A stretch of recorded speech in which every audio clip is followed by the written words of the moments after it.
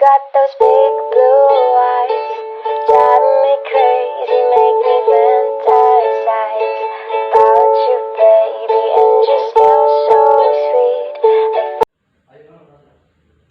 Assalamualaikum warahmatullahi wabarakatuh. Perkenalkan, nama saya Amelia Luciana, kelas 1 B1 Manajemen 1 S1.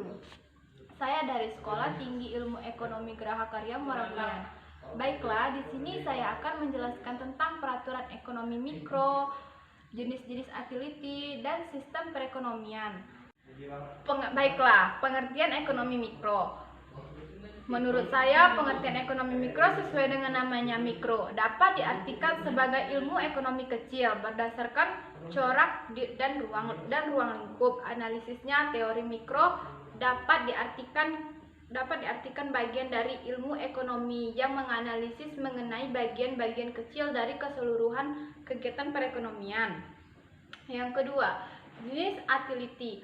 From an utility, yang artinya perubahan bentuk, bertambahnya nilai guna atau barang jasa karena dirubah bentuk. Contohnya, kayu jadi papan atau papan jadi meja.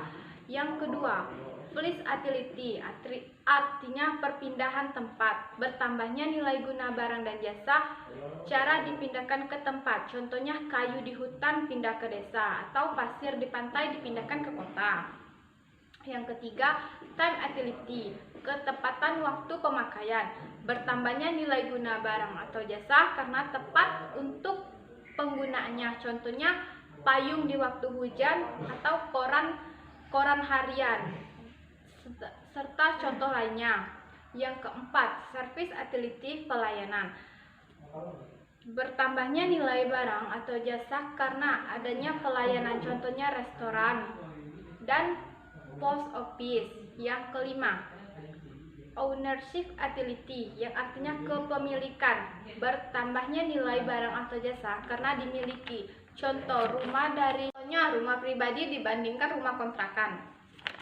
Nah, yang ketiga, sistem perekonomian. Di sini saya menjelaskan sistem perekonomian adalah sistem yang digunakan oleh suatu negara untuk mengalokasikan sumber daya yang dimilikinya baik kepada individu maupun organisasi di negara tersebut. Perbedaan mendasar antara sebuah sistem ekonomi dengan sistem ekonomi lainnya adalah bagian cara sistem itu mengatur faktor produksinya. Dalam ekonomi dengan sistem ekonomi lainnya adalah bagaimana cara sistem itu mengatur faktor produksi. Dalam berbagai sistem, seorang individu telah memiliki semua faktor produksi, sementara dalam sistem lainnya semua faktor tersebut dipegang oleh pemerintah. Kebanyakan sistem ekonomi di dunia berada di antara sistem ekstrem tersebut.